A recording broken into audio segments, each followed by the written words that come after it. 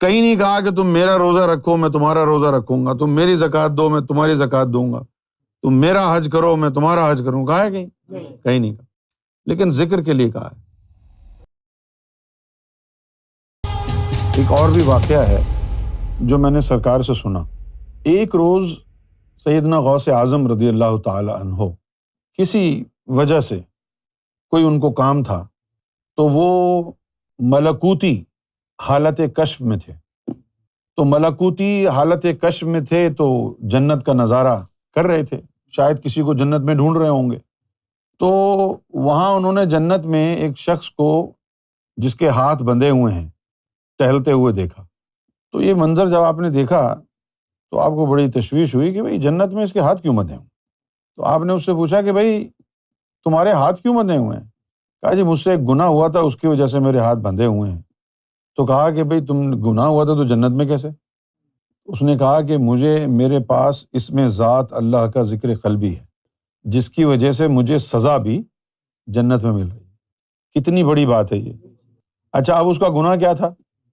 اس کا گناہ یہ تھا کہ بچپن میں اس شخص نے جانے نہ انجانے میں غوث پاک بچے تھے ان کو دھکا دے دیا، تو اس کی سزا اس کو مل رہی تھی۔ لوگ سمجھتے ہیں، علماء اور باقی جتنے مذہبی لوگ ہیں وہ یہ سمجھتے ہیں کہ یہ صوفیاء اکرام کا دماغ خراب ہے جو ذکر الہی کی اتنی انہوں نے فضیلت بیان کر دی ہے، اتنی عظمت بیان کر دی ہے، لیکن احادیث میں بھی لکھا ہے، حضور نے بڑا زور دیا اس بات پر کہ جہاد کرنے سے بھی زیادہ بڑا عمل، سونے چاندی کے احد پہاڑ کے برابر سونا چاندی تقسیم کرنے سے بھی زیادہ بڑا عمل، جہاد میں تم دشمنوں کے گردنیں مارو اور وہ تمہاری گردنیں ماریں، اور اتنا جہاد کرو کہ کاٹ کاٹ کے دشمنوں کو تمہاری تلواریں ٹوٹ جائیں۔ اب یہ جو استعارہ استعمال کیا گیا ہے کہ اتنا جہاد کرو کہ تمہاری مار مار کے تلواریں ٹوٹ جائیں، تو مطلب یہ ہوا کہ تم نے کھل کے جہاد کیا ہے۔ فرمایا کہ پھر بھی ایک عمل ایسا ہے جو ان تمام سے افضل ہے۔ صحابہ تو پریشان ہو گئے، انہوں نے پوچھا یہ ایسا عمل کیا ہے جو ہمیں پتہ ہی نہیں چلا آج تک؟ کہا وہ اللہ کا ذکر۔ اب یہاں پر لوگوں کو مغالطہ یہ ہوتا ہے کہ بھئی اللہ کا ذکر، پھر وہ کہتے ہیں، آپ مولویوں کو سنیں، وہ کہتے ہیں قرآن شریف پڑھنا بھی اللہ کا ذکر ہے، قرآن شریف پڑھنا بھی اللہ کا ذکر ہے، تلاوت کرنا اس کی یہ بھی اللہ کا ذکر ہے، نماز پڑھنا بھی اللہ کا ذکر ہے، کیونکہ ان کو معلوم نہیں ہے نا، یہ راز سب کو تھوڑی معلوم ہوتا ہے۔ اب حضور صلی اللہ علیہ وسلم نے بھی صحابہ کرام کو یہ بات تو بتائی کہ سب سے بڑا عمل ذکر اللہ کا ہے، کیوں ہے یہ نہیں بتائی، اور پھر حدیثوں میں آ گیا کہ یوم محشر میں پہلا سوال نماز کا ہوگا، تو اس کی وجہ سے لوگوں نے سمجھا کہ نماز زیادہ افضل ہے کیونکہ پہلا سوال اس کا ہوگا، لیکن ان کو یہ نہیں پتا کہ نماز اترنے سے پہلے ذکر اترا تھا۔ ذکر جو ہے وہ کوئی رکن نہیں ہے، ذکر گاڑی کا تیل ہے جو انجن میں بھرا جاتا ہے دل کے، ذکر کوئی رکن نہیں ہے کہ جو آپ اس کو نماز اور روزے سے کمپیئر کریں۔ اگر ریلیجن جو ہے، عبادات جو ہیں وہ گاڑی ہے تو دل اس کا انجن ہے اور ذکر الہی اس کا پیٹرول ہے۔ سرکار کی بارگاہ میں عرض کیا کہ سرکار ذکر الہی کی اتنی فضیلت کیوں ہے؟ سرکار نے فرمایا کہ یہ بتاؤ کوئی انسان ایسا ہے جس کو اپنی تعریف اچھی نہ لگے؟ فرمایا کہ اگر کوئی دشمن ہے تمہارا اور وہ اچانک تمہاری تعریف کرنا شروع کر دے تم دشمنی بھول جاؤ گے۔ تو اسی لیے سرکار نے فرمایا کہ جب کوئی اللہ کا ذکر کرتا ہے نا تو اللہ کے ذکر سے اللہ کو مستی چڑھتی ہے، اللہ جو ہے نا اس سے مست ہو جاتا ہے، اور جب اس کو مستی چڑھتی ہے تو اس مستی کے عالم میں وہ بولتا ہے کہ جاؤ میں نے بخش دیا، جاؤ میں نے بخش دیا، جاؤ میں نے بخش دیا۔ وہ فرشتے کہتے ہیں کہ وہ ایک بندہ اور بھی آگے کھڑا ہو گیا تھا، ذکر کی نیت سے نہیں آیا تھا، اللہ پوری بات ہی نہیں سنتا ہے ان کی، کہتا ہے جی اس کو بھی بخش دیا۔ تو اس میں اللہ کا جو ہے پرسنل، اللہ کا ذاتی انٹرسٹ شامل ہے۔ جس طرح آپ مساج کروانا کس کو برا لگے گا؟ کوئی آپ کا مساج کرے آپ کو برا لگے گا؟ آپ کی مالش کرے، آپ کے پاؤں دبائے تو برا نہیں لگے گا نا۔ اچھا اب ضروری یہ ہے کہ جو آپ کے پاؤں دبائے، مالش کرے، مساج کرے، آپ کے ہاتھ اس کے پاؤں کو لگیں، مس ہوں، تب وہ مساج ہوگا نا۔ اگر اس کے پاؤں اور آپ کے بیچ میں فاصلہ ہوگا، آپ پاؤں وہ ہے یوں یوں کرتے رہیں، کوئی فرق پڑے؟ یہی فرق ہے ذکر قلب کے بعد ذکر کرنے کا اور بغیر ذکر قلب کے ظاہری زبان سے ذکر کرنے کا۔ ظاہری زبان سے جو ذکر ہوتا ہے وہ اللہ تک پہنچتا نہیں، اس کو مستی چڑھتی نہیں، وہ ضائع ہو گیا تمہارا۔ بھائی آپ 1 گھنٹے یوں یوں کرتے رہیں اور کہیں لاؤ جی میں نے 1 گھنٹے مساج کیا، پیسے دو، وہ بولے گا مجھے تو کوئی محسوس تک نہیں ہوا، میں کیوں دوں پیسے؟ اسی طرح ساری زندگی آپ اللہ کرتے رہیں بغیر دل کو جاری کیے، تو اللہ کہے گا مجھے تو کوئی مستی نہیں محسوس ہوئی، مجھے کیا پتا کہ تو نے کیا ہے نہیں کیا ہے۔ اس کو تو وہ مستی چاہیے۔ جب تیرے دل اللہ کے نور سے بیدار ہوگا، اوپر عرش الہی پر ایک مینار ہے، جب تیرا دل اللہ کرے گا وہ مینار میں لرزہ طاری ہوگا۔ جب وہ مینار میں جو لرزہ طاری ہوگا وہ اس بات کی نشانی ہے کہ اللہ تعالیٰ جو ہے اس وقت کیف و سرور کی مستی میں ہے۔ قدسی جو ہیں عرش کے وہ اب ذرا دور دور رہیں، قریب نہ آئیں۔ جب بھی وہ مینار ہلتا ہے تو سب دور دور ہو جاتے۔ تو اس لیے ذکر الہی کو سب سے زیادہ فضیلت حاصل ہے، لیکن کون سا ذکر الہی؟ جو اس کی ذات تک پہنچ جائے۔ دیکھیے قرآن مجید میں اللہ تعالیٰ نے کہیں نہیں کہا کہ تم میری نماز پڑھو میں تمہاری نماز پڑھوں گا، کہیں نہیں کہا کہ تم میرا روزہ رکھو میں تمہارا روزہ رکھوں گا، تم میری زکوٰۃ دو میں تمہاری زکوٰۃ دوں گا، تم میرا حج کرو میں تمہارا حج کروں گا، کہا ہے کہیں نہیں کہا، لیکن ذکر کے لیے کہا ہے فاذکرونی اذکرکم، کہ تم میرا ذکر کرو، اذکرکم تو میں تمہارا ذکر کروں۔ یہ ذکر کی بڑی فضیلت ہے۔ ان ابی سعید رضی اللہ تعالی عنہ سے روایت ہے، ان رسول اللہ صلی اللہ علیہ وآلہ وسلم قال یقول الرب عز وجل، کہ رب کہتا ہے، یوم القیامہ، کہ یوم قیامہ میں رب کہے گا، سیعلم اہل الجمع من اہل الکرم، کہ بھائی سخاوت والے لوگ کہاں ہیں، سخاوت والے لوگ اور بزرگی والے لوگ کہاں ہیں؟ فقیلا، تو کہا جائے گا، ومن اہل الکرم، کہ کرم کرنے والے سخاوت کرنے والے لوگ کون ہیں، کس کو کہہ رہے ہیں آپ؟ قال اہل المجالس الذکر فی المساجد، کہ جو حلقہ ذکر مسجدوں میں کرتے تھے نا وہ ہیں سخی، ان کو بلاؤ۔ اسی طرح کی ایک حدیث کتابوں میں تو نہیں ہے لیکن سرکار نے سنائی، سرکار نے فرمایا کہ یوم محشر میں اللہ تعالیٰ جو ہے فرمائے گا کہ بھائی عقل مند لوگ کھڑے ہو جائیں۔ سرکار نے تو بڑے مزے لے کے فرمایا، سرکار، اور مزے لینے سے مراد یہ ہے کہ اس کی تشریح اس طرح کی، سرکار نے اس طرح اس کی تشریح فرمائی کہ ہمارے فوراً سمجھ میں آ گئی۔ سرکار نے فرمایا کہ اللہ تعالیٰ یوم محشر میں کہے گا کہ عقل مند لوگ کھڑے ہو جائیں، تو یہ بڑے بڑے جو آرمی جنرل تھے، سیاست دان تھے، یہ کھڑے ہو جائیں گے، عمران خان جیسے لوگ کھڑے ہو جائیں گے، یہ لفظ کہا، یہ کھڑے ہو جائیں گے۔ تو سرکار نے فرمایا، اللہ کہے گا نہیں تم نہیں، بیٹھو بیٹھو بیٹھو۔ تو پھر وہ جو پھٹے پرانے کپڑے پہنے بیٹھے ہوں گے، اللہ تعالیٰ ان کو کہے گا کہ تم کھڑے ہو جاؤ۔ تو لوگ پوچھیں گے کہ یہ پھٹے پرانے کپڑے، یہ تو بے وقوف ہیں، ان کو تم عقل مند کہہ رہے ہو اللہ میاں؟ فرمایا یہی تو عقل مند ہیں، تم نے اپنا سارا وقت دنیا کمانے میں لگا دیا اور انہوں نے اپنا سارا وقت آخرت کمانے میں لگا دیا۔ آج آخرت ہے، بتاؤ عقل مند کون ہے؟ تم نے تو دنیا میں لگایا تھا نا، اب یہاں تو تمہارے پلے کچھ ہے نہیں، جو دنیا میں تم نے کمایا تھا وہ تو چھوڑ کے آ گئے تم، ساتھ کیا جائے گا؟ قلب سلیم۔ یوم لا ینفع مال ولا بنون، کہ یوم محشر میں نہ مال کام آئے گا نہ بیٹے کام آئیں گے۔ تو اللہ تعالیٰ نے ان کو سخی کہا۔ اچھا، اب یہ احادیث ہیں، یہ حدیث جو ہے احمد بن حنبل نے اس کو روایت کیا ہے، ابن حبان نے روایت کیا ہے، اور اس کی سند کے بارے میں انہوں نے کہا احسن ہے اور صحیح ہے۔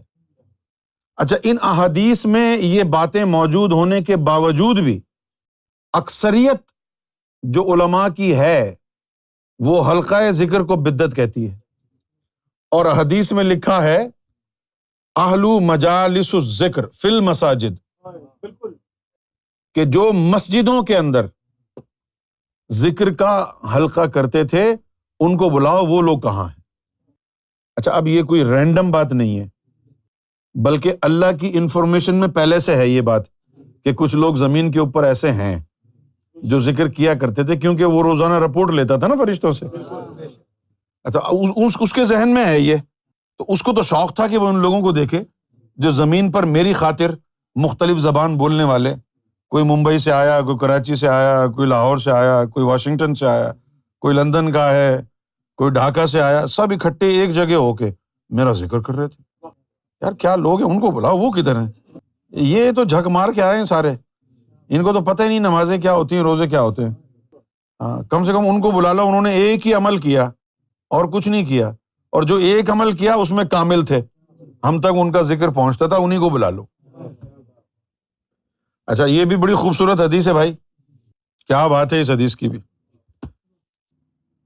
انس رضی اللہ تعالی عنہ سے روایت ہے، ان رسول اللہ صلی اللہ علیہ وآلہ وسلم قال ما من قوم اجتمعوا یذکرون اللہ لا یریدون بذلک الا وجہہ۔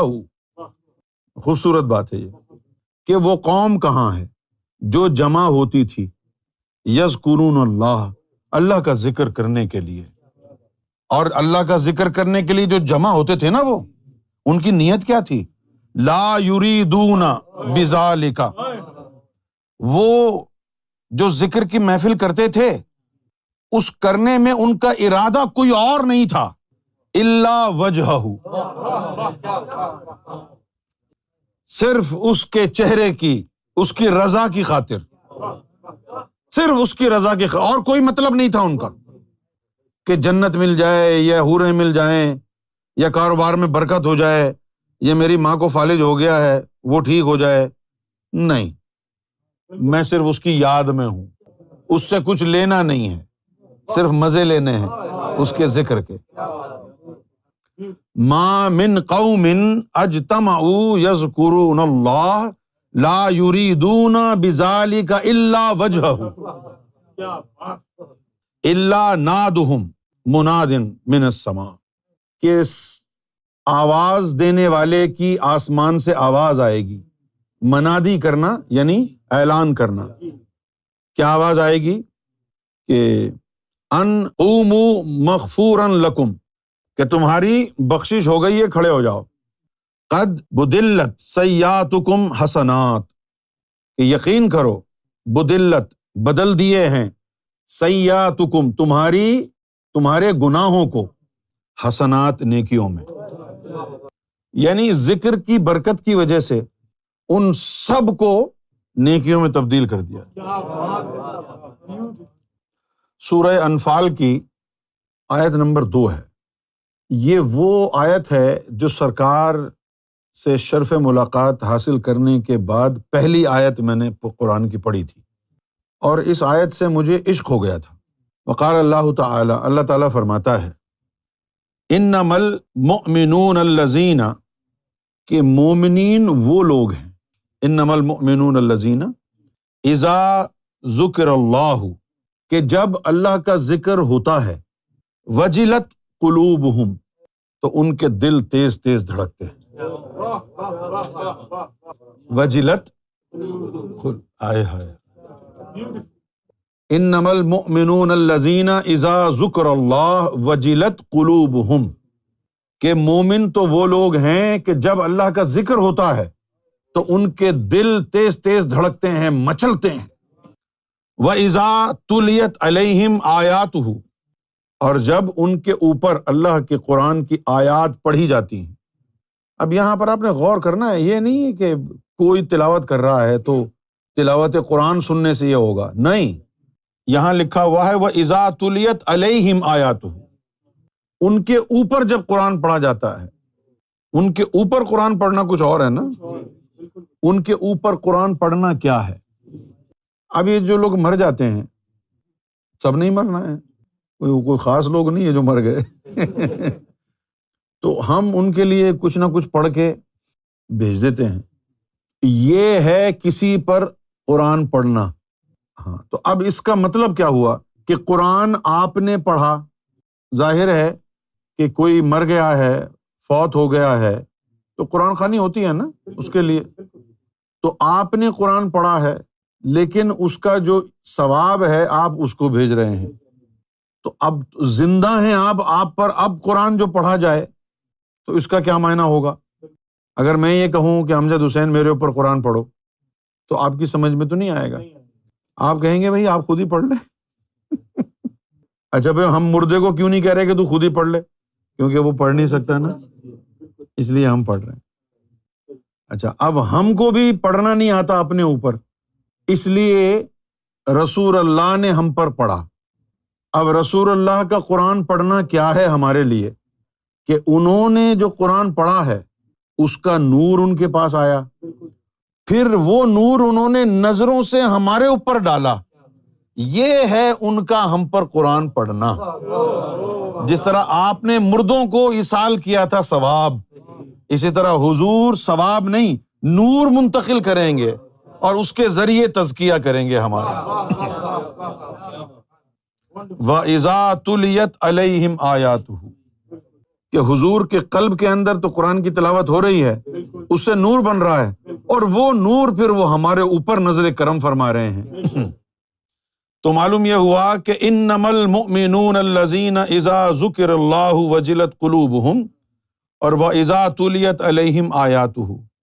اب یہاں اس سے پتہ چل رہا ہے، دیکھیے نا، یہ پیسو وائس ہے، اس میں کہا جا رہا ہے کہ اور جب ان پر قرآن پڑھا جاتا ہے تو کوئی پڑھتا ہے نا، تو معلوم یہ ہوا کہ یہ وہ لوگ ہیں جن کا کوئی مرشد ہے جو اپنی نظروں سے قرآن کا نور ان کو دے رہا ہے.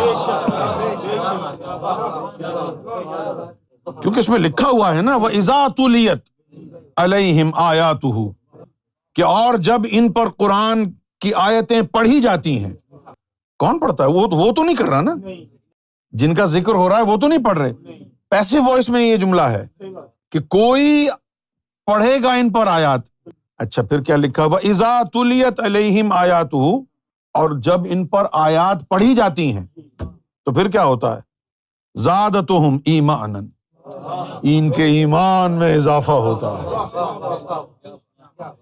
اب اس کی جو تفسیر میں جو جان پایا ہوں، وَإِذَا تُلِيَتْ عَلَيْهِمْ آيَاتُهُ، کہ جب ان پر آیات پڑھی جاتی ہیں، تو اب پڑھی جاتی ہیں سو مراد یہی ہے کہ کوئی اور پڑھ رہا ہے، وہ تو نہیں پڑھ رہے نا. کون پڑھ رہا ہے؟ ان پر کون پڑھے گا؟ یہ تو زندہ ہیں ابھی تک. مر جاتے تو کہتے جی بلال سے پڑھوا لو، امجد حسین سے پڑھوا لو، امجد حسین مر جائے تو مرزا سے پڑھوا لو، مرزا مر جائے تو فیصل سے پڑھوا لو، اور سبھی مر جائیں تو کرائے کا ملا پکڑ لاؤ. پیسے لے کے بھی قرآن پڑھتے ہیں لوگ، لیکن یہ وہ قرآن پڑھنا نہیں ہے، یہ وہ قرآن پڑھنا نہیں ہے. قرآن جن کے اندر اتر گیا اور جن کے دل کی دھڑکنوں سے قرآن کی آیتیں ٹکرا رہی ہیں، وہ آیتوں کا نور بن رہا ہے. نظر جناندی کیمیا ہووے سونا کر دے وٹ، وہ پھر جو اس کے دل سے نگاہوں میں نور آیا، وہ باطنی توجہ کے ذریعے تمہارے دلوں پر نظر ڈالے گا نا. پھر جب وہ تمہارے دلوں پر نظر ڈالے گا تو پھر کیا ہوگا؟ زادتہم ایمانا، تو تمہارے ایمانوں میں اضافہ ہوگا. وعلی ربہم یتوکلون، اور پھر اس کا نتیجہ کیا نکلے گا کہ تمہارے رب پر تمہارا توکل بڑھ جائے گا. تو یہ اس کے اندر دو چیزیں ہو گئی. ایک تو یہ ہے کہ مومنوں کے بارے میں کہا جا رہا ہے کہ جب ان کے دل اللہ کے ذکر میں دھڑکتے ہیں، پہلی شرط ہے کہ ان کے دل اللہ کی ذکر میں، اس کی مستی میں مچل رہے ہوں، لوٹ پوٹ دل ان کے ہو رہے ہوں. ان پر پھر کوئی قرآن پڑھنے والا آ جائے. بغیر ذکر قلب کے قرآن پڑھنے سے تیرے اوپر پڑھا جائے تو کوئی فائدہ نہیں. تیرا قلب جاری ہو اور قلب جو ہے وہ ذکر کی مستی میں مدہوش ہو، اس کے اوپر کوئی نظر کرم کرنے والا، باطنی توجہ کرنے والا آ جائے. زادتہم ایمانا، کہ ان کے ایمان میں اضافہ ہوتا ہے. وعلی ربہم یتوکلون، اور ان کا جو رب ہے اس پر ان کے توکل میں اضافہ ہو جاتا ہے۔